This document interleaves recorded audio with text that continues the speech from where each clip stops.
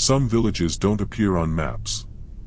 Some places, isolated, buried deep in the folds of hills that breathe mist and exhale silence, exist only for those who are meant to find them, for those already marked long before they arrive. And when I first saw the twisted spires of the village rise through the cold fog, I thought, foolishly, that I had stumbled upon some forgotten relic of a dying countryside. I didn't yet understand that I was the one who had been found.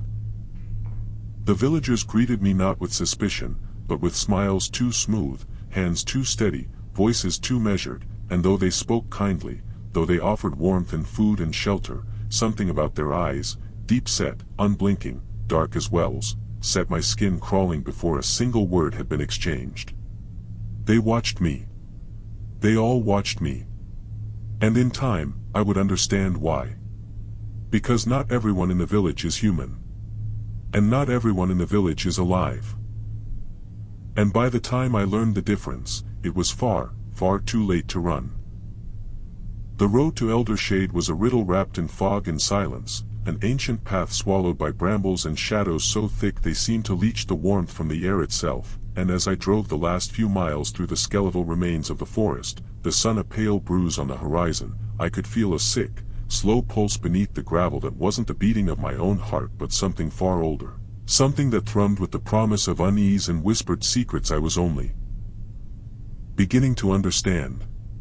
The village appeared suddenly through the swirling mist, a cluster of blackened timber homes crouched against the fading light like a nest of crows, their crooked roofs clawing at the sky, and as my tires crunched over the brittle bones of the dead leaves, the silence shattered with a chorus of sharp, hollow laughter that seemed to seep from the walls themselves and curl around my spine with cold fingers.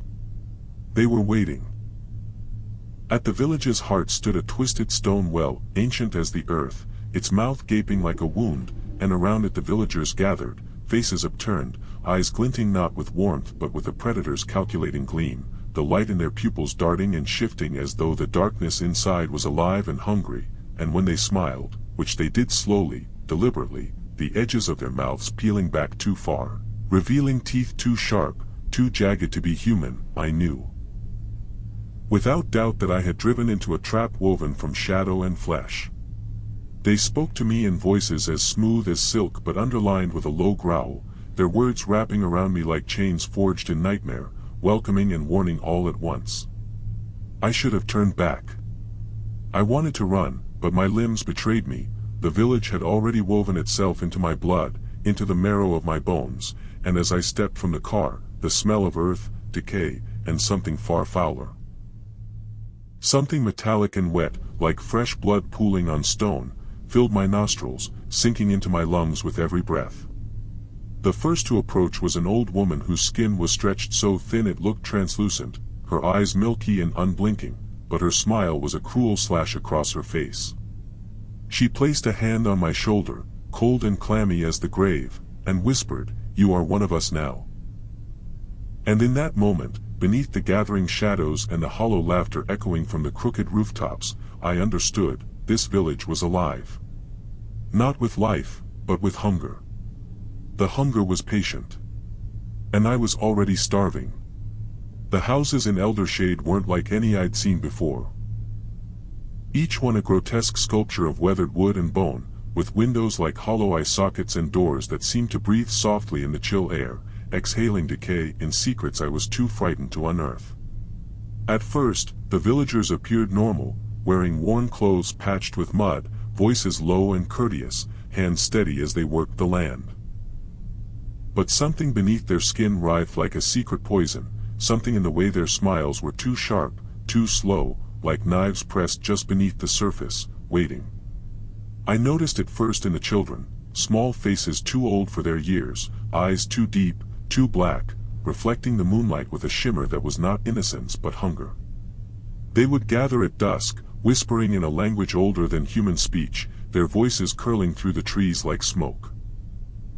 I tried to follow them once, stumbling through the underbrush until I found the edge of the village where the earth was churned and torn and the smell of blood hung thick and raw, but they had vanished, as if swallowed by the night itself.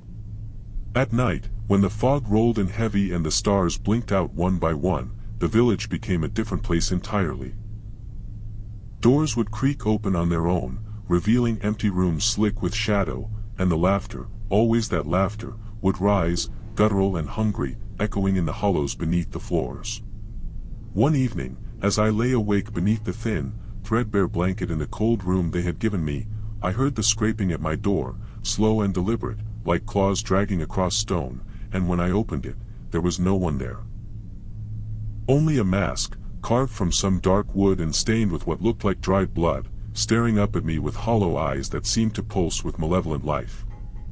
I wanted to throw it away.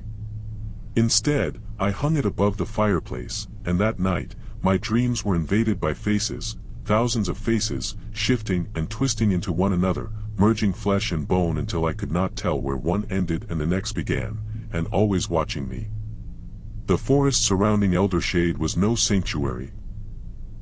Twisted trees bent and clawed at the sky, their gnarled branches like the grasping hands of long-dead ancestors, and the ground was littered with bones, some human, others grotesquely misshapen, their splintered shards sinking into the moss and rot like a warning etched in flesh and earth.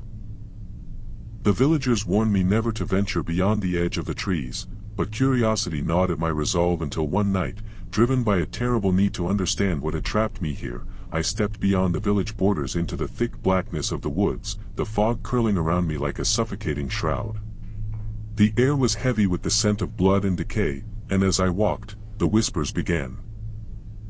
Soft, sibilant voices that slithered through the branches, promising secrets, power, and a way out.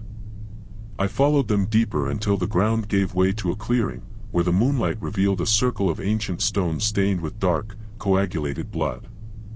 At the center lay a corpse, half human, half something else, its flesh torn and stretched into a grotesque mimicry of a face, eyes gouged out and replaced by writhing maggots, its mouth twisted into a silent scream frozen forever in death. Before I could move, the shadows around me shifted, and from the darkness stepped the villagers, their bodies contorting, limbs bending impossibly, faces melting and reshaping until they were no longer human at all but snarling beasts with dripping fangs and glowing eyes that pierced the night like fiery embers. The hunt had begun. I ran, the cold air ripping into my lungs as the monstrous shapes pursued me through the choking fog, their guttural growls echoing in my ears like the beating of a drum calling me to death. The forest seemed endless, each turn a nightmare, the trees closing in like the walls of a tomb, and every shadow hiding a new horror waiting to tear me apart. I stumbled over roots and rocks, my hands scraping against the rough bark, skin torn and bleeding, the metallic tang of my own blood flooding my mouth, and just as the beasts lunged to tear me down, I saw a jagged rock and seized it, smashing it into the skull of one of the creatures with a sickening crunch that sent shards of bone and wet brains spraying into the night air. But there was no time to rejoice. The others closed in, their twisted limbs flailing, claws slicing the air with deadly precision, and I felt the cold slash of a fawn grazing my neck, hot blood spilling down my skin, burning like fire and ice. Desperation pushed me forward, and in a final, frantic burst, I crashed through the trees and into the village square, where the villagers had gathered, their faces calm, their eyes empty, and as I collapsed to the ground, bleeding and gasping, I realized the truth. The village was the trap, the forest was the snare, and I was the prey. Days blurred into nights, and I was trapped in a waking nightmare, the village twisting and changing around me like a living beast, shifting faces and forms slipping beneath my vision at the edges of every street, every alley, every whispered word.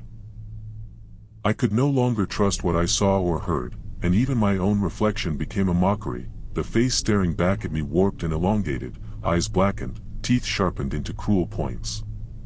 At night, the shapeshifters came for me, their forms fluid and horrifying, skin melting like wax over bone, mouths splitting into impossible grins, and I learned the truth of their curse. They were once human, twisted and torn by an ancient malediction that trapped them between forms, neither flesh nor spirit, forever hungry for flesh and forever lost to their own monstrous nature. I saw them change before me, a twisted ballet of agony and ecstasy, flesh folding and reforming, bones cracking and reshaping, until the villagers I had come to know became something else entirely, something inhuman. The village held a festival unlike any I had ever seen, a grotesque celebration drenched in blood and madness, where the shapeshifters gathered around bonfires that burned with unnatural colors, their bodies writhing and twisting in a dance of madness, their faces peeling away like masks to reveal the raw, pulsing meat beneath.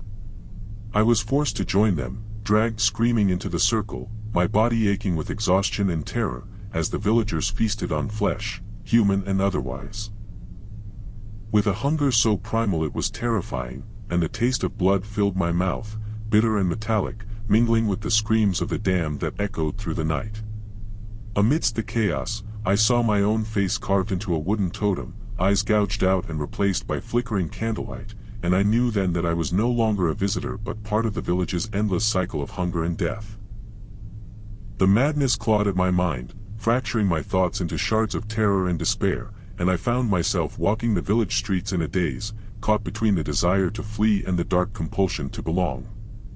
I began to see the faces behind the masks, not just the villagers' faces but my own reflected in their eyes, twisted and shattered by the curse, and I understood that to survive, I would have to break the cycle, to shatter the endless spiral of hunger that bound us all.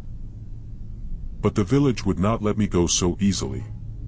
It wrapped its fingers around my soul, squeezing until the edges of my sanity frayed and bled, and as the shapeshifters closed in for their final hunt, I realized that the only escape was to become one of them, surrender flesh, blood, and identity to the hunger that defined Elder Shade. The transformation was agony beyond words. Bones breaking and reforming, skin tearing and knitting itself anew, flesh melting like wax beneath a searing flame, and through it all, the hunger pulsed, a living thing inside me that devoured reason and replaced it with a feral, unending need. I awoke in the heart of the village, the faces of the shapeshifters staring down at me with approval and hunger, and when I looked into a pool of dark water, I saw my reflection. No longer human, but something other, a creature of shifting flesh and eternal hunger, cursed to roam the shadows of Elder Shade forevermore. And as the sun rose, casting blood-red light across the twisted rooftops, I understood that the village had not trapped me, it had made me. I was no longer the hunter. I was the hunted. I was the monster. The hollow faces of Elder Shade had claimed me. If you find yourself drawn to places forgotten by time, beware the hunger that waits beneath the surface, the faces that shift, the eyes that watch, and the whispers that promise salvation but deliver only madness. Once you step into Elder Shade, there is no turning back. The village does not forget, and it does not forgive. You will become what it needs you to be, a face among the hollow, a monster bound by blood and shadow. So heed this final warning. Run while you still can, because the hunger is patient, and it is always hungry.